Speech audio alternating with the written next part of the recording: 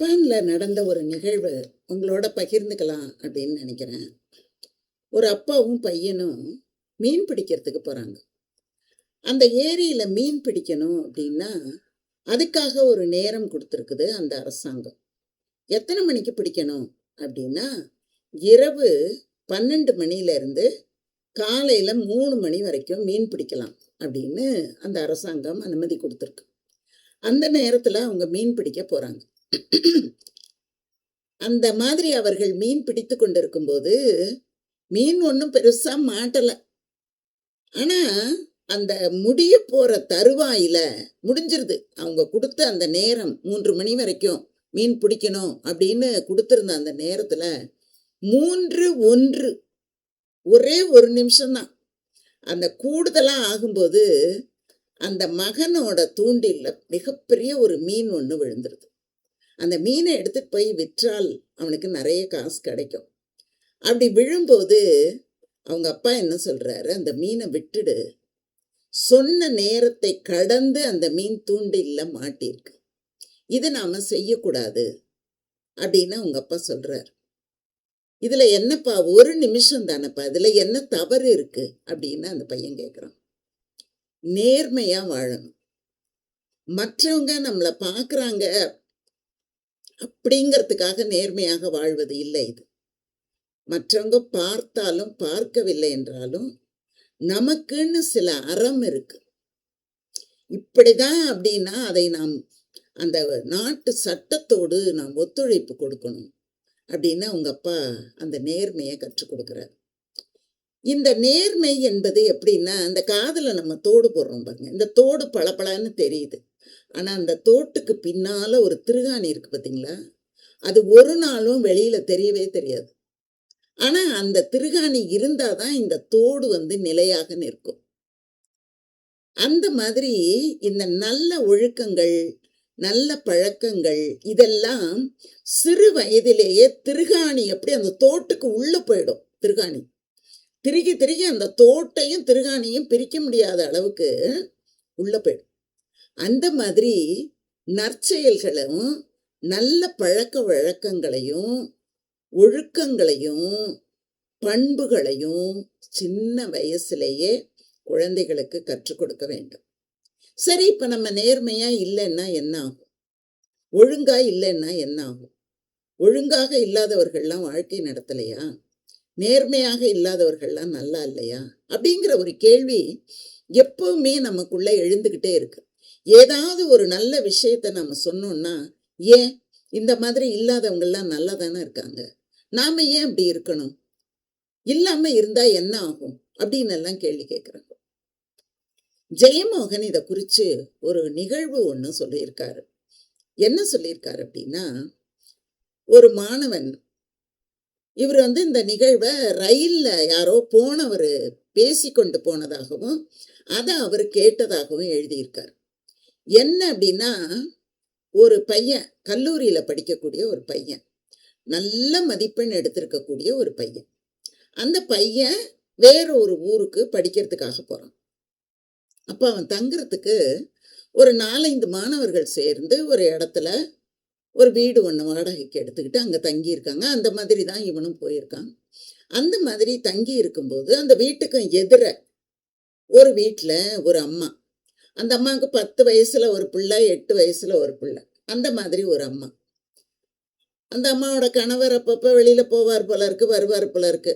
இவன் என்ன பண்ணியிருக்கான், அந்த அம்மாவோட பழக தொடங்கியிருக்கான். பழக தொடங்கினவனால கடைசி வரைக்கும் அந்த பழக்கத்திலேருந்து அவனால் மீளவே முடியல. அவன் ஒரு கட்டத்தில் சாப்பிட முடியாம, படிக்க முடியாம, கல்லூரிக்கு போகாம தன்னுடைய வாழ்க்கையே நாசமாக்கி அந்த அம்மா போடக்கூடிய ஒரு புடி, அந்த அம்மா என்ன ஆயிடுச்சு, கொஞ்ச நாள் கழிச்சு அவனை தெருவில் வாசப்படியில் கிடக்கிற ஒரு நாய் மாதிரி அவனை அந்த அம்மா நினைக்க ஆரம்பிச்சிருச்சு. அதே மாதிரி அவன் வாசப்படியில் கிடக்கிற நாயாவே அவங்க வீட்டில் கிடக்கிறான். அவ போடுற அந்த எச்சில் சோற்றுக்கு ஏமாந்து கிடப்பவனை போலத்தான் கிடக்கிறான். அவங்க பெற்றோரால் அவனை தடுக்க முடியல, மீட்க முடியல, காப்பாற்றவே முடியலை. அவன் கணவனும் அடிக்கிறான், உதைக்கிறான், இவளும் அடிக்கிறா, உதைக்கிறா. எல்லாவற்றையும் வாங்கி கொண்டு ஒரு நாயை போல அவர்கள் வீட்டு வாசலிலே அவன் கிடக்கிறான் அப்படின்னு சொன்னா, நேர்மை என்பது இல்ல பார்த்தீங்களா? அவள் ஒரு திருமணமானவள். அந் தவறாக ஒருவரோடு நட்பு கொள்வது என்பதே மிக தீமையான ஒன்று. அதை நாம ஒரு நாளும் கொள்ளக்கூடாது அப்படிங்கிறது ரொம்ப ரொம்ப முக்கியம். இந்த நேர்மைங்கிறது இந்த இடத்துல தான் வருது. ஜப்பான் இன்னைக்கு உயர்ந்த நிலையில இருக்கிறது அப்படின்னா, அவர்கள் பின்பற்றக்கூடிய நேர்மையும் ஒழுங்கும், அதுதான் அவர்களை எப்படி ஒரு அணுகுண்டு துளைத்த ஒரு நாடு. எல்லாமே சின்ன சின்ன தீவுகளாக அமைந்து அந்த தீவுகள் ஒன்றிணைந்த ஒரு நாடு இன்னைக்கு எல்லோரும் பாராட்டும்படி ஒரு உயர்ந்த இடத்துல இருக்கு. தற்சார்பு வாழ்க்கையை வாழ்ந்து கொண்டிருக்கிறதுன்னு சொன்னா அதுக்கு காரணம் அந்த மக்கள் ஒவ்வொருத்தரும் பின்பற்றிய ஒழுங்கு, நேர்மை அதுதான். ஆனா இங்க பாருங்க, இந்த மாதிரி அந்த பையனுக்கு அந்த நேர்மை இல்லை. நம்ம எப்படி இருக்கோம், நம்ம குடும்பம் எப்படி, நாம எப்படி இருக்கணும், எப்படி தவறான நட்பு, பழக்கம், நேர்மையற்ற குணம், ஒழுங்கற்ற செயல்கள் எல்லாம் எப்படி ஒரு 20 வயது 22 வயது இளைஞனை தெருநாய் போல ஆக்கி இருக்கிறது அப்படின்னா, நேர்மை எவ்வளவு முக்கியம் அப்படிங்கிறத எல்லாருமே புரிந்து கொள்ளணும். அதை நாம சில இடங்கள்ல எந்த இடத்துல பார்க்கலாம் அப்படின்னா, ரோடு சிக்னல்ல பார்த்தா தெரியும். அது பாட்டுக்கு போட்டிருக்கும். சிக்னல் லைட் எரிஞ்சுக்கிட்டே இருக்கும். சிவப்பு விளக்கு போகாதன்னு போடும்போது தாண்டிக்கிட்டு போவோம். என்னன்னு கேட்டா, ராத்திரி நேரம் தானே, எங்கேயுமே வண்டி எல்லாம் வரலையே, நான் போறேன் அப்படின்ட்டு போவோம். ஆனா அந்த நேரத்திலையும் அந்த சிக்னல் லைட்டு அந்த ரோட்ல யாருமே வரலன்னா கூட அந்த சிக்னல் லைட்டு ரெட்டுன்னு எரிஞ்சதுன்னா நின்று செல்லக்கூடியவர்களை நான் பார்த்துருக்கேன். அப்போ அந்த நேர்மை, அந்த ஒழுங்கு அப்படிங்கிறது அப்படியே வரணும், கூடவே வரணும். இந்த தோட்டுக்கு இருக்கக்கூடிய திருகாணி மாதிரி நம்முடைய உடலோடும் உயிரோடும் உணர்வோடும் இணைந்து வந்தாதான் அந்த ஒழுங்கு, அந்த நேர்மை, அந்த பண்பு, அந்த நல்ல பழக்க வழக்கம் இது எல்லாம் வந்தாதான் வாழ்க்கை சிறப்பாக இருக்கும். இல்லைன்னா சிறப்பாக இருக்கும் அப்படின்னு நாம நம்பவே முடியாது. கடமை உணர்வெல்லாம் ரொம்ப ரொம்ப முக்கியம். இதெல்லாம் சும்மா ஒரு பேச்சு கிடையாது. காலங்காலமாக நம்ம பின்பற்றிக்கிட்டு இருக்கிற ஒரு பழக்கம். அதனால எவ்வளவோ உயர்ந்தவர்களை நம்ம பார்த்துருக்குறோம். அந்த மாதிரி எவ்வளவு தலைவர்கள் உயர்ந்திருக்கிறார்கள். அந்த மாதிரி அதெல்லாம் நம்ம வரலாறுல படிக்கும்போது தெரியும். தனக்கு சொந்தமில்லாத ஒரு பொருளை ஒரு டிரைவர் எடுத்துட்டு வந்துட்டாருங்கிற ஒரு காரணத்துக்காக அந்த டிரைவரை எடுத்துட்டு வந்த பொருளை திரும்ப கொண்டு போய் கொடுத்துட்டு வான்னு சொல்லி அனுப்பி, அந்த கொடுக்க போனவரோட சம்பளத்தில் பிடிச்சி இன்னொரு தடவை அவர் தவறு செய்யாதபடி தடுத்து காப்பாத்தினாரு. அந்த மாதிரி தலைவர்கள்லாம் நம்முடைய நாட்டில் வாழ்ந்திருக்காங்க.